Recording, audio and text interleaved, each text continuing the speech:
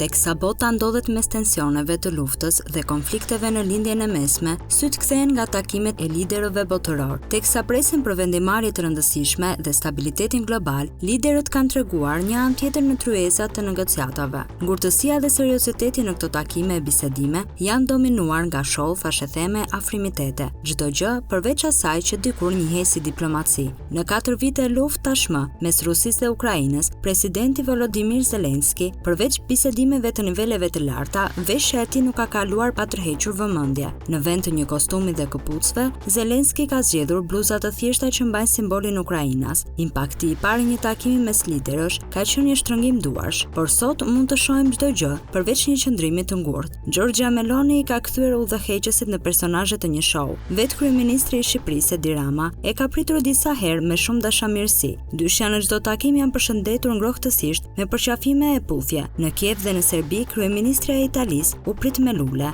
Nga ana tjetër, presidenti rus Vladimir Putin dhe homologu kinez Xi Jinping zgjedhin të komunikojnë në distancë nëpërmjet telefonit. E teksa diplomacia ka ndryshuar formën, përmbajtja duket se mbetet e njëjtë. Më i forti fiton.